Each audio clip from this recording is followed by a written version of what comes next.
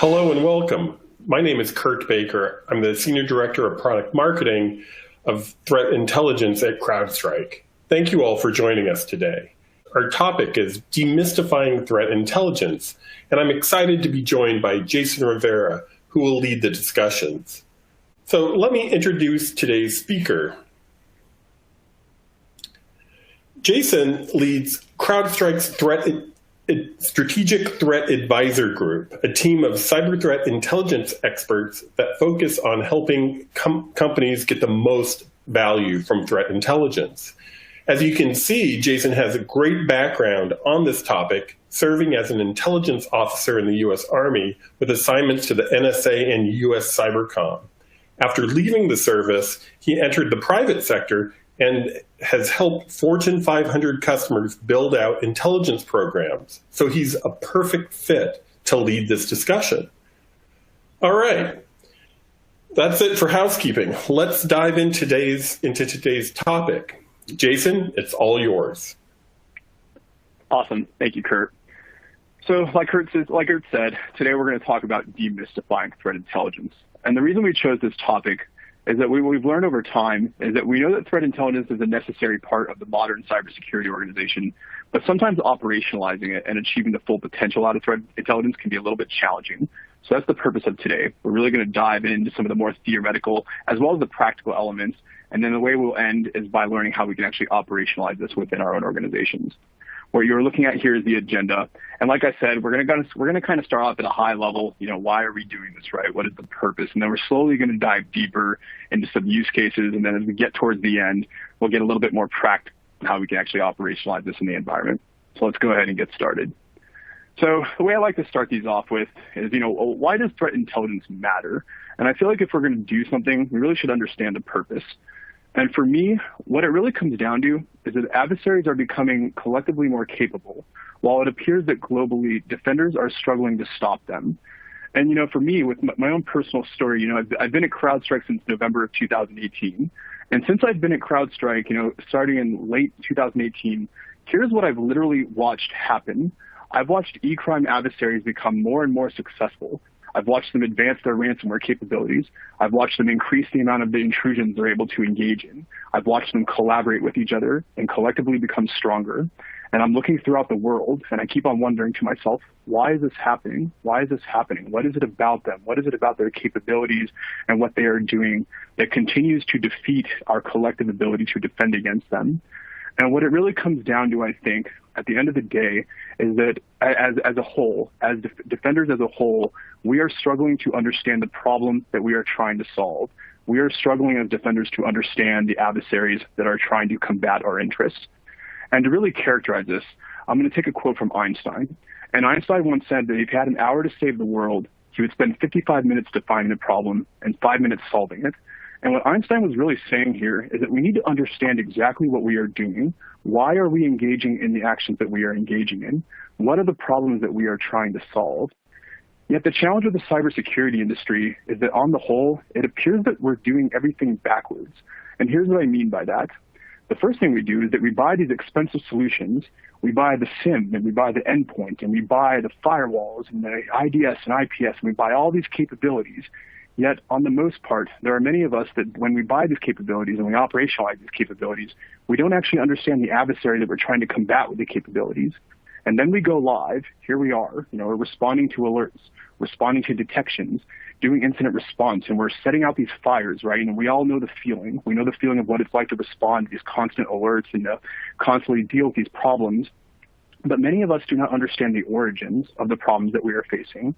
And the challenge of not understanding the origins of the problems that you are facing is that eventually, given enough time, given enough effort, if we do not understand the origins of the problems that we are facing, eventually we will be subjected to strategic surprise. Strategic surprise is the consequence when we are overwhelmed, when something happened that we were not ready for, when that distinct and sophisticated intrusion, that thing that happened that has never happened before in the past, when that thing happens to you, when it defeats your defenses because you weren't prepared for it, that is the consequence of strategic surprise. So when I think about the goal of threat intelligence, the goal of threat intelligence is to avoid strategic surprise. And the way that we do this is by understanding the relationship between ourselves and the adversary. And I was very intentional in my wording here. There is a relationship. There are things that we are doing. There is something about us that makes the adversary want to target us. And there is something about them, something about their capabilities, their infrastructure, their TTPs, something about them that allows them to defeat our defenses. And that is the goal of threat intelligence. We want to gain further and more complete understanding of this phenomena. So now let's dive into this. Let's get a little bit deeper. And we're going to get a little bit theoretical here before we go practical. But the theory is important, so let's kind of dive in. And to start off with, I'm going to quote my good friend Sun Tzu. And if you've never read The Art of War, I would strongly recommend it. Whether you're a security practitioner or it's more on the business side, The Art of War is basically a work of art written by Sun Tzu that kind of helps you understand this really logical thinking and how to defeat adversaries. And what Sun Tzu once said was that every battle is won or lost before it is ever fought. So for me personally, what that means is that preparation, understanding, our mental paradigm and the picture of what we understand to be about the conflicts that we are engaged in, our understanding of the situation is critical. And when I think about this, as I've kind of assessed, my own experience, whether it be in cybersecurity or in the military, or even when I was, let's say in high school, right, playing sports, whatever conflict that you are in, what you'll notice is that conflicts in general can sort of be characterized as a function of three core components. And those core components are mind, body, and actions. From a mental perspective, we want to be able to strategize. We want to understand the problems that we are trying to solve. And when it comes to cybersecurity, we not only want to understand our opponents, but we also want to understand ourselves. From a body perspective, we want to understand what the adversary is capable of. We want to understand their infrastructure, their malware, but we also want to understand what we're capable of. It is two sides of the same coin. And then lastly, when we think about conflict, action is where it all comes down to the battlefield. It's where we all see it execute. And ultimately, whichever side executes the best, that is the one that wins. But those things that, like I said earlier, are often a function of your mental preparation and the ability to prepare your organization. And what you'll notice is that these sort of principles, they apply regardless of the conflict you are in. It could be a sports match. It could be that basketball game. It could be the football game or soccer game. And when you think about basketball, football, soccer, whatever sport that that you follow, yes, it's the actions and the executions that matter. But think about the amount of mental preparation, the amount of training that went in before they even entered the field. And then think about something else, right? Well, like a fist fight, right? I don't know if you've all ever been in a fight before, but think about fighting. Who has the most mental calmness? Who has the most endurance? Who actually throws the best punches, the best kicks, or whatever it may be, right? And then lastly, think about warfare. Same concept, right? Which army has the best strategy? Which army has the best weaponry and the best training? And which army best executes on the field of battle? And like I said, you will notice that all conflicts can sort of be characterized by these three components.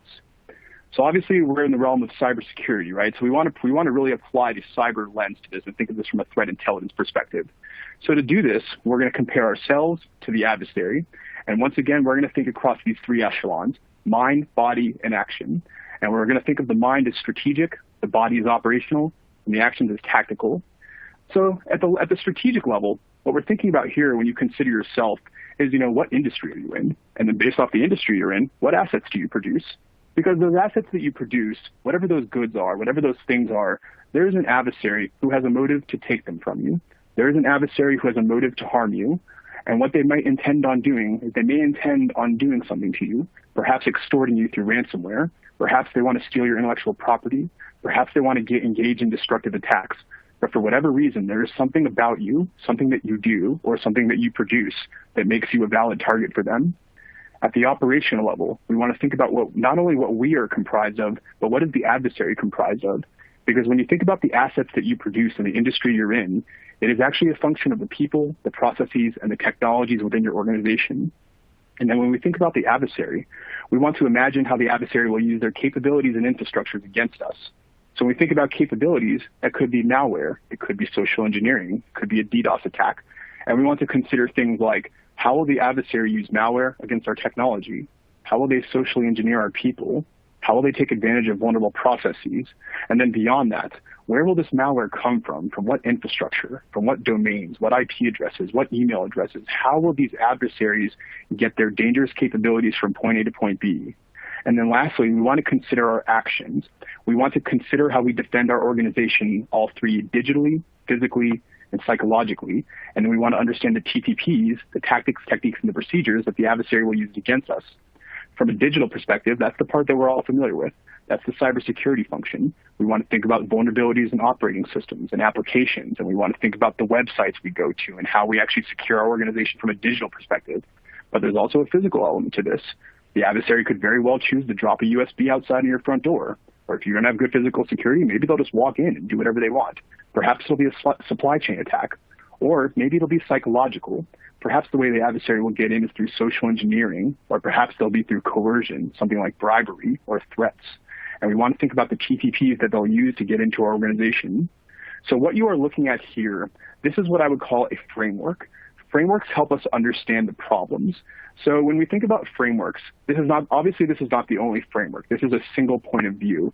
A framework could be something like the MITRE ATT&CK framework. It could be the the kill chain.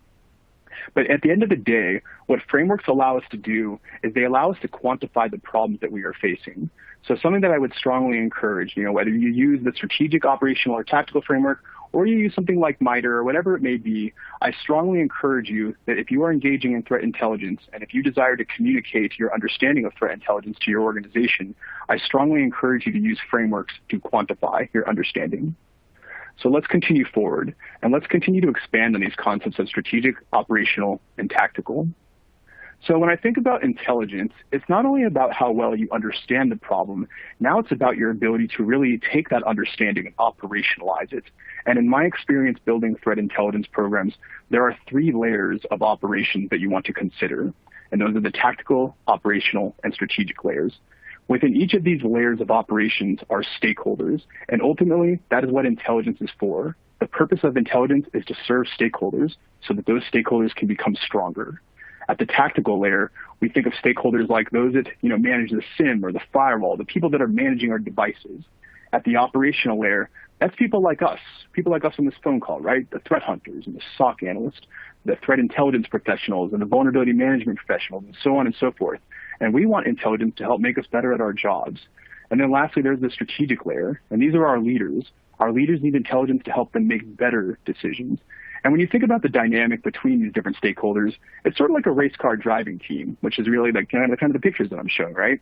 So your tactical guys are like your mechanics. They're keeping everything nice and running and automated and keeping all the alerts working. And I would say the operational team members, they're sort of like the stars of the show, and that's why they're the race car drivers. Whereas the strategic stakeholders, they're more like the owners of the team. So now kind of moving on, remember that we want to leverage intelligence to better understand the situation. And one of the principles that I often talk to customers about is the ability to leverage intelligence to dynamically adapt to situations. Dynamic adaptation is when you are able to adapt to the moves that the adversaries are making every time that you learn about something new that they are doing. When they do something, you change the way you defend. When they do something different, you alter your courses of action. That is how we want to leverage intelligence. So now let's jump into the tactical layer, and let's look at some best practices here. So again, when we think about the tactical stakeholders, they're trying to strengthen their defensive security systems, and we're thinking about intelligence that is designed for our automated defenses, such as endpoint, SIM, so on and so forth. And there are 3 principles that I talk to my customers about, and I'm listing those principles on the screen now. The first is enrichment. So the purpose of enrichment is to leverage your intelligence information to empower your environment. So think of it like this. What you are experiencing with your endpoint security systems and your network security systems, your detections only account for a sliver of reality. What is happening in your organization is only a fraction of a fraction of a fraction of a percent of what is happening all throughout the world. And one of the purposes of threat intelligence is to help you understand what is happening throughout the world and to use that understanding to enrich your defensive systems with that IOC content, with those behavioral indicators, and to empower your defensive systems based off what's happening in the rest of the world. The next principle over is around automation. We want to leverage intelligence to automate the defensive process. We cannot take precious time to fight commodity malware. We need to be able to automate our defenses against that commodity malware so that we can use our time to engage in critical thinking to solve those really hard problems. And then the last principle is around integration. Once again, we want to be able to maximize our defensive capabilities. So for example, if you have an endpoint detection, you want to understand the context of that detection. You want to understand associated adversaries, associated indicators, so on and so forth. We want intelligence to integrate and to enrich our understanding of all things happening within our environment. Now let's look at a practical example by looking at an intelligence highlight. So one of the challenges that organizations face is that they will often focus on a very singular threat. And to really characterize this example, I'm going to show you something that we released on the Global Threat Report around the common e-crime tactics that are really divided by threat type. And what you are looking at is a little pie chart that shows which threats took place, which threats most commonly took place throughout the year of 2019. And, one of the best practices is that you want to obtain a broader perspective. We don't just want to focus on individual threats. And here's what I mean by that. Let's imagine how a threat may take place. And to do that, let's look at kind of the diagram on the right. It might start with a spam campaign. Maybe that spam campaign is sent by a spam bot, and that spam bot delivers a downloader, perhaps something like Emotet, which just became operational again. And then maybe Emotet, or we call them Mummy Spider, perhaps Mummy Spider gets in your environment, and they're like, this looks like a pretty target-rich environment. Maybe I'll go monetize this and go see, which of my buddies in my criminal forums want to actually exploit this access. And maybe they sell the access to Wizard Spider, who leverages the TrickBot banking Trojan. And then they use the TrickBot banking Trojan to execute the Ryuk ransomware. So the reason I gave that example is because I wanted to demonstrate that in the most common attacks that we are seeing these days, it is not one thing that happens to you. It is many things that happen to you. You do not have a ransomware problem. You do not have a banking Trojan problem or a phishing problem. You have an adversary problem, because behind all of these things that I am talking about is a much broader picture about an adversary doing a variety of complex things in order to achieve their objectives. So from a best practice perspective, here are the things I suggest that we ask ourselves. First and foremost, do you have an IOC feed? Like I said earlier, you want to obtain a much bigger picture of reality. You want to go beyond what is just happening in your environment. And then the next question I would ask is, are your IOCs timely and relevant? And here's what I mean by that. When I say timely, I'm talking about now. You want threat intelligence information that is as close to now as possible. Closer to now is superior. The further away you get from now, the worse off you are, because the adversary is constantly changing what they are doing. And the next area over is relevancy. When I say relevancy, what I'm really referring to is attack telemetry. You want IOCs that reflect accurate attack telemetry. In my experience, the most accurate attack telemetry that you can possibly encounter is derived from the endpoint. Why is that? Because attacks happen against endpoints. And if you really want to truly understand how to engage the attack and what is happening, you will derive IOCs that come from that endpoint attack telemetry. And that is one of the things that makes CrowdStrike so strong at threat intelligence. And then my last recommendation is, are you automating the malware analysis process? So think of it like this. Your adversary is moving very rapidly. They're going to rapidly go through operations. And the more time that you take to manually think about a problem, the more time that you take to do something that should have been automated, the more time that you allow them to achieve their objectives. So my question back to everyone is, are you automating the malware analysis process, so that you can quickly respond to threats? Next up, we have operational intelligence best practices. And when we think about operational intelligence, remember again that these are the people in the SOC. It's you and I, right? Our SOC analysts, the vulnerability management professionals, so on and so forth. And we want to strengthen the SOC's understanding of adversarial threats. And once again, there are three good principles here that we want to consider. The first is what I would call a unified view. And this is actually derived from military terminology. And that military terminology is the common operational picture. The common operational picture is when multiple teams, when multiple individuals are able to see the same problem the same way. When you have multiple teams that can see the same problem the same way, it allows you to act in a cohesive manner. When you can act in a cohesive manner, you can apply force, and you can apply direction, and you can apply solutions. And that's what allows you to be at your strongest, when everybody is acting as a whole. When you are not able to act in a cohesive manner, that's when holes appear in your environment. And when the holes appear in your environment, that is when you become closer and closer to becoming subjected to strategic surprise. The next principle over is you want to empower the SOC. Threat intelligence will empower all members of the SOC to be better at what they do. The SOC analyst can be better at what they do by understanding the adversary's TTPs, which will allow them to build better use cases. The vulnerability management professional can use intelligence to better prioritize vulnerabilities that they remediate. The incident responder, instead of going in blind, can go in with an understanding of what has happened in the past, so on and so forth. We want to use this intelligence to empower our ability to act. And then lastly, we want to be proactive with intelligence. Intelligence allows you to go from reactive to proactive. It allows the threat hunter to hunt against things that are happening elsewhere in the environment. It allows the threat hunter to learn from the lessons of what happened to their peers and to take those lessons and apply it against your environment. Same thing with the security architecture. What proactive intelligence allows you to do is to build a defensible environment that is best suited and proactively catered to the threats you are likely to face. So from a practical perspective, let's look at yet another intelligence highlight.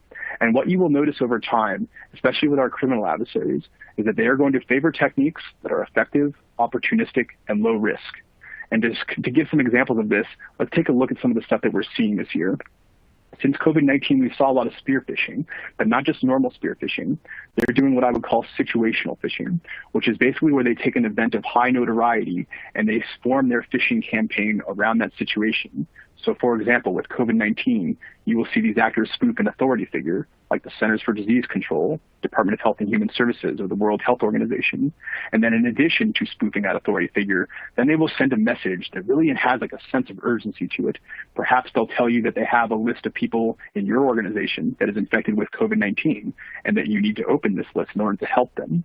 They're going to do things like that, and they're going to do those things in order to inspire your sense of fear, because people who are afraid are much more likely to make mistakes. Next down, we have ransomware and updates in ransomware, particularly with ransomware as a service. Something that we've noticed lately is that a lot of these ransomware operators, in addition to conducting operations on their own, they're now outsourcing to affiliates, and they're using those affiliates to achieve their objectives.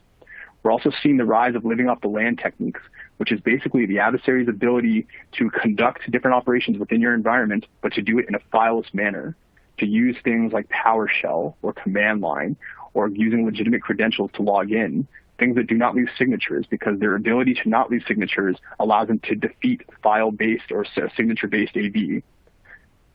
So the challenge we hear with the best practices is that we want to take these things and we want to understand the bigger picture.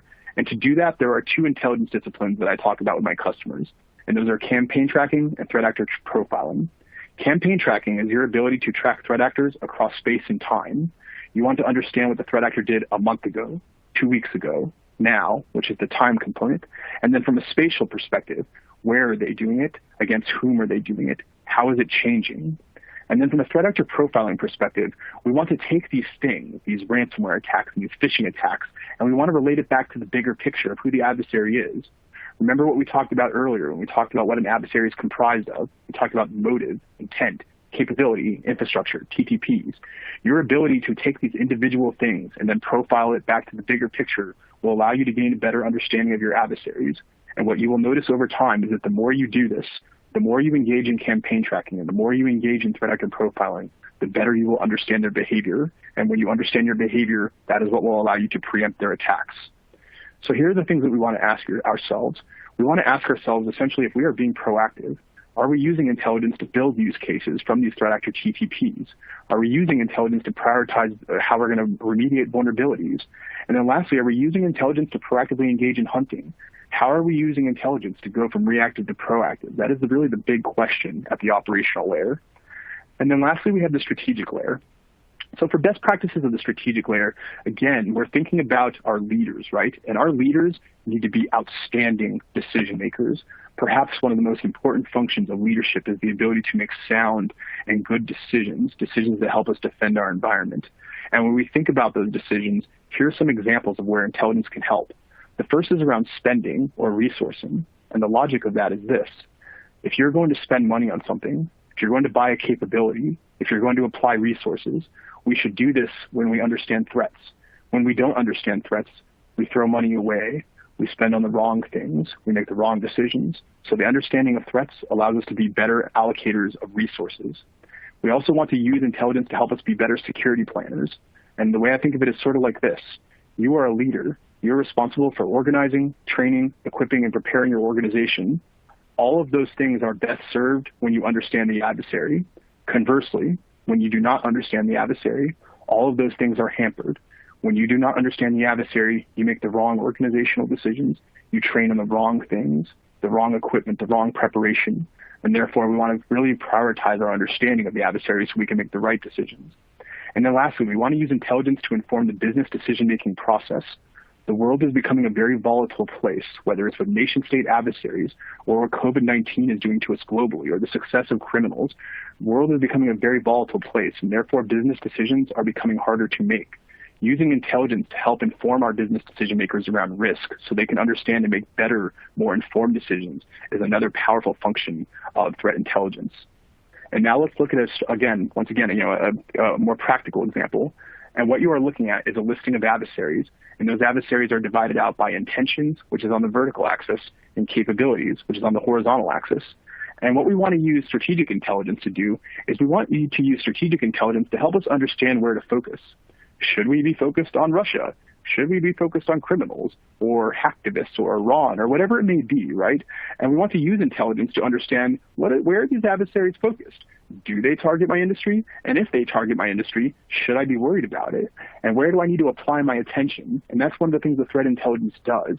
Threat intelligence helps us apply our attention to the areas that need it most. And one thing to remember with strategic intelligence is that the landscape is always changing.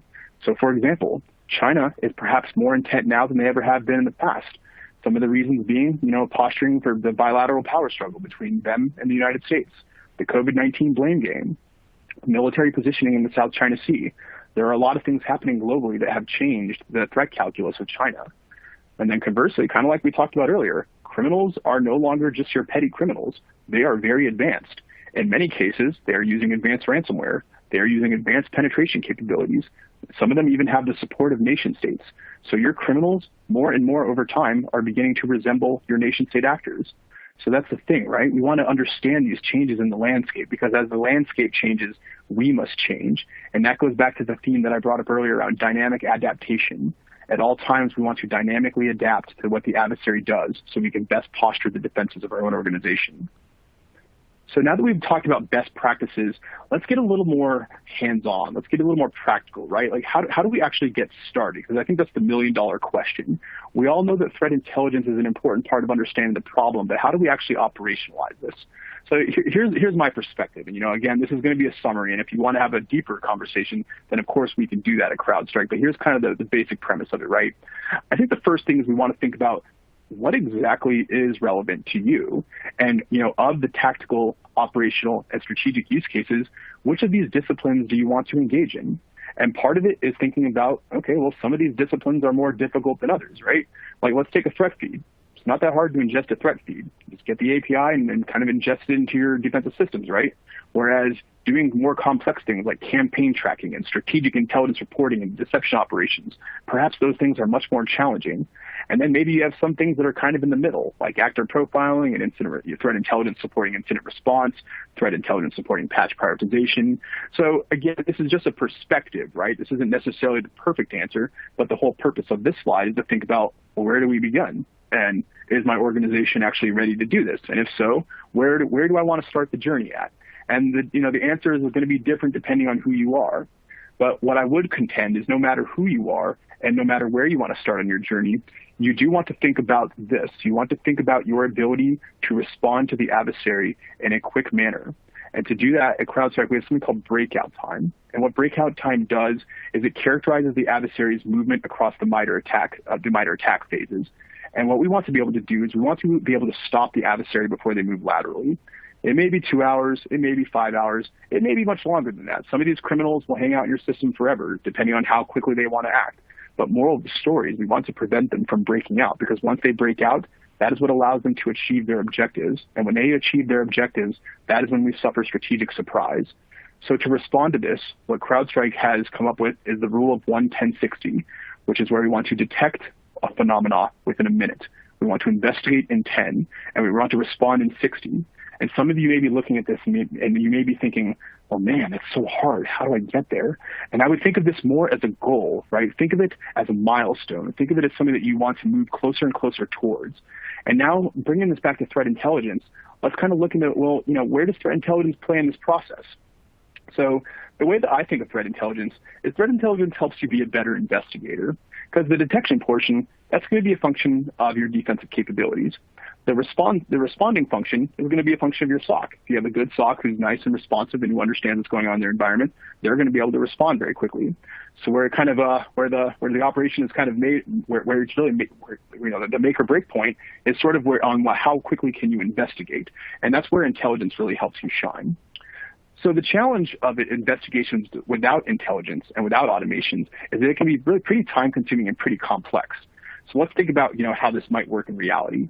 It might start with an alert, and then maybe within that alert, we discover a file.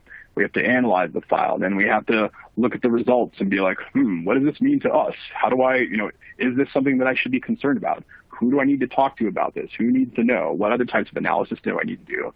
And then maybe you need to find related samples. And then from those related samples, then you might be like, okay, yes, this is a problem. So maybe now I need to create some rules. I need to implement these rules. Let's review the rules and then act. The challenge of all of this is all of this can be very time consuming.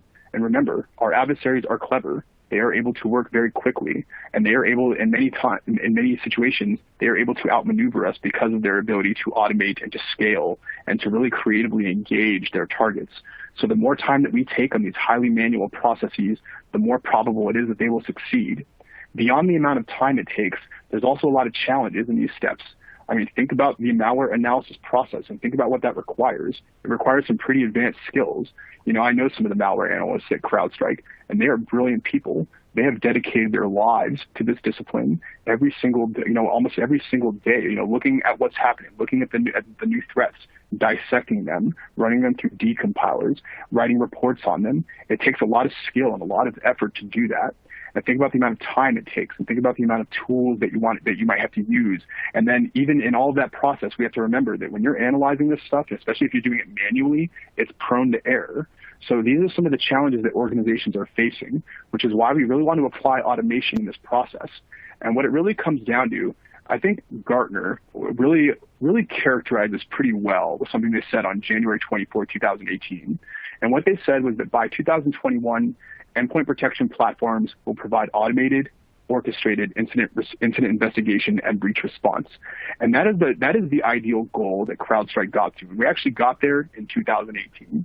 And the way we got there is through something called FalconX. Here's essentially how FalconX works, and here's how it automates the intelligence workflow. Essentially, it comes down to three processes. So the first process is the ability to collect data itself.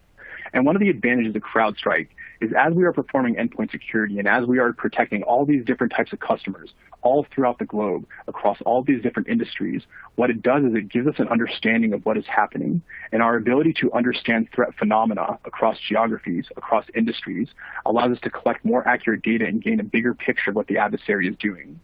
And then going to the middle layer, once we have the data, we want to run it through a series of processes. A lot of those processes are engaged via machine learning and artificial intelligence, which is another way of saying that we're taking all of this data, and what we're doing is we are classifying the data, we are analyzing the data, understanding it, trying to see what the trends are, and then basically coming up with categories and coming up with workflows that allow us to better understand how the adversary operates. And then the outcome of that are things like malicious hashes, malicious domains, IP addresses, reporting, and then we use all of that to empower our endpoint security products, of which I have listed over here on the right.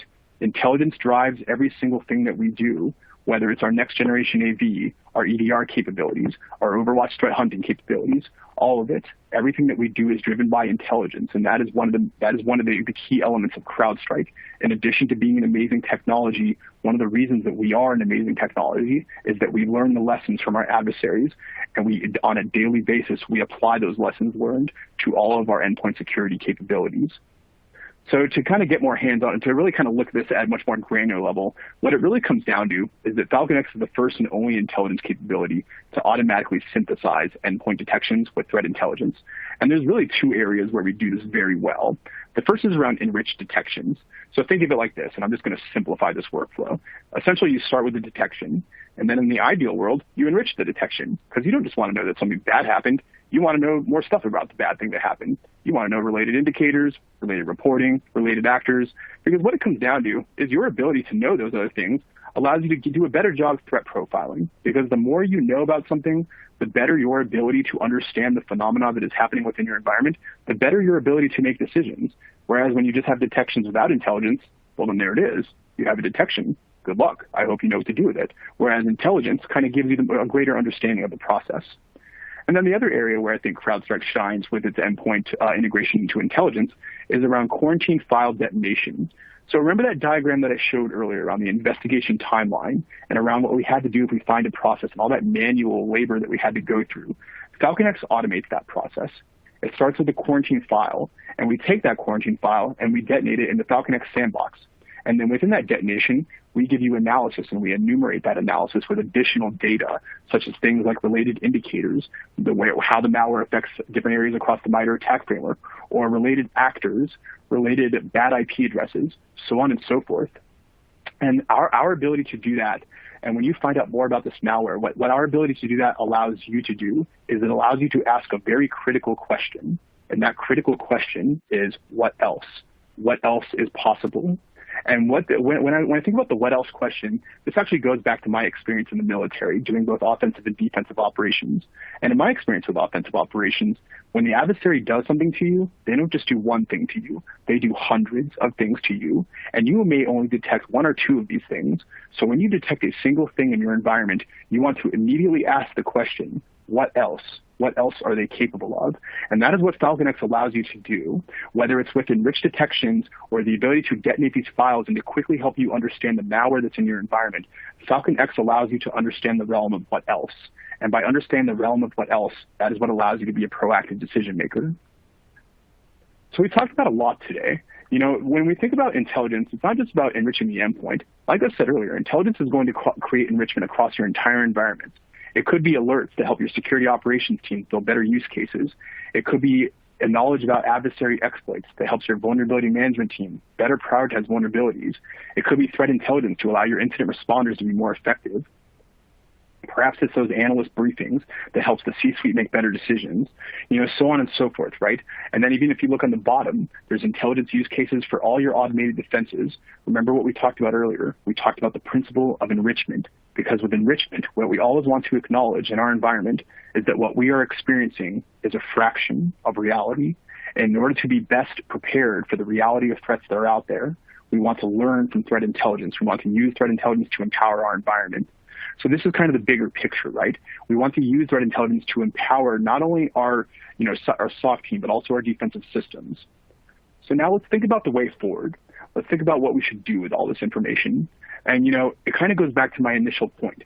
We are inevitably linked to our adversaries, no matter how bad we want it to not be true, no matter how much, how challenging it is, no matter how many challenges it presents us, no matter what the threat is, we are linked to them, and we must acknowledge that. And we talked about a lot of things today. We talked about a lot of different threats. We talked about ransomware as a service. We talked about spear phishing attacks, how these adversaries are using COVID-19 to achieve their objectives from a social engineering perspective. We talked about living off the land. We talked about how the attack surface has become bigger. And that's one of the things with COVID-19, right? I bet every single person, or pretty much every single person on this phone call, is taking this from home. So what does that mean? If we're all working from home, that means we're all using the internet more. And if we're all using the internet more, that means the attack surface is bigger now than it has ever been in human history. And these are the things that we want to be aware of. These are the things that threat intelligence makes us aware of. And the challenge with not having threat intelligence is basically like closing your eyes. It's like basically deleting all of that awareness. And without threat intelligence, what you are only aware of is what's happening in your environment. And like I said earlier, what is happening in your environment is only a fraction of reality. So the challenge then is, how do we leverage threat intelligence to open our eyes to the links between ourselves and the adversaries? And that's where it kind of comes down to CrowdStrike threat intelligence products. So we have a variety of capabilities. And one of the ways that I think of these capabilities is across the tactical, operational, and strategic echelons. And this is one of the ways that we've designed our capabilities. We designed our intelligence capabilities to be very broad and to serve a variety of different stakeholders, whether it's IOC feeds and YAR and snort rules for our automated defenses. It could be information about our adversaries from intelligence reporting. It could be custom RFIs, attribution. It could be campaign analysis for our strategic stakeholders. With CrowdStrike Intelligence, one of our goals is to make it such that we are able to provide you data that allows you to effectively serve your stakeholders. And one of the ways that we do that is through a variety of our Falcon X threat intelligence products. So at CrowdStrike, we have 3 tiers of threat intelligence: Falcon X Standard, Premium, and Elite. Essentially, the way it works is that every time you go a higher tier, you get everything from the lower tier. So everything in Standard is contained in Premium. Everything in both Standard and Premium is contained in Elite. So when we think about Standard, I like to call Falcon X Standard our starter package. So going back to that chart where I showed you about the difficulty, like where do you want to start? What maturity are you at? Where do you want to start your journey? I think the Falcon X Standard is sort of like the starter package. If you're in a position where you want to enjoy the automated aspects of threat intelligence and you want to enrich your environment, you want to achieve automation, you want to get that additional context, you want to analyze malware automatically. If that is your goal and you really kind of want to start at the automated elements, then FalconX Standard is for you. That would come with things like the IOC feed, malware sandbox, weekly reports, adversary profiles, and basically everything that you need to get started from that automated that automated layer. Next up is you have FalconX Premium. And the way that I like to describe FalconX Premium to my customers is FalconX Premium is for customers who are ready to intellectually engage the intelligence. They are ready to read the reporting. They are ready to contextualize it. Because the reports by themselves are just reports. It's just information. And where the magic really happens with FalconX Premium is our ability to deliver the understanding of what is happening within those reports, and then your ability to operationalize that understanding throughout your SOC. It's your ability to read something about a vulnerability and then to pass that to the vulnerability manager. It's your ability to read a report about something that happened to one of your peers and then to perform a threat hunting operation and then actually to find something from that threat hunting operation. But again, I would think of FalconX Premium as sort of the intellectual layer of intelligence. It is where you have a dedicated intelligence program and you are ready to engage. And then there are a variety of other capabilities that come with it. In addition to the intelligence reports, you have the ability to submit malware to our team of expert analysts for their analysis, and they'll give you feedback. You have the ability to consume our weekly list of YAR and snort rules, which allow you to engage in behavioral alerting and blocking. And then you have tailored intelligence, which is an automated threat monitoring capability that can help you understand adversarial behavior across the internet. Next up, we have FalconX Elite. So FalconX Elite is basically where we assign an intelligence analyst to a customer. And one of the reasons that our customers like this is because the intelligence analyst helps them contextualize the intelligence. And, that's one of the hard parts, right? What does this mean to me? If you hear about a threat and you hear about something happening, okay, well, what does this mean to me? What are the implications? And that's what FalconX Elite helps you understand. The way that we do this is we help you first develop priority intelligence requirements, or if you have your own priority intelligence requirements, we absorb these, and then your priorities become our priorities. We use these PIRs to develop personalized reporting for your sector and region. We also allow you to perform something called the threat graph inquiry, which is your ability to take indicators and IPs and hashes within your environment, and then see if we're detecting that throughout the rest of our collection apparatus, and see if we're seeing those same things in other areas throughout the world or in other industries. And then lastly, at this level, you also get a free request for intelligence pack, which comes in packs of 5. And the way I like to think of these is an RFI is useful in case there's a question the analyst is not capable of answering. So for example, let's say that you want a Chinese language form translated and the analyst doesn't speak Chinese. That would be a good use case. That would be a good use case to use an RFI. In terms of how you communicate with the analyst, there are 4 means. There's Slack, texting, email, and phone calls. And we do not limit your communication with the analyst. And then lastly, because FalconX Elite is a shared model, there are many customers who want a dedicated analyst. And for that, we have something called the FalconX Dedicated Analyst Program. So this is essentially where you have FalconX Premium, and now you want a dedicated analyst, a 100% dedicated analyst to operationalize your intelligence program. So with this level, you have full portal access, which came with the purchase of FalconX Premium. You have a 100% dedicated analyst who is focused only on your organization. And then you have an intelligence workshop that is designed to really, consume your requirements, help you best prepare, and think about how you're going to operationalize this in your program. And the nice thing about this level is it's not only the analyst. With the FalconX Dedicated Analyst Program, now you have a lot of other capabilities from CrowdStrike at your disposal. So, for example, at this level, it comes with additional RFIs. So now you have 10 in total.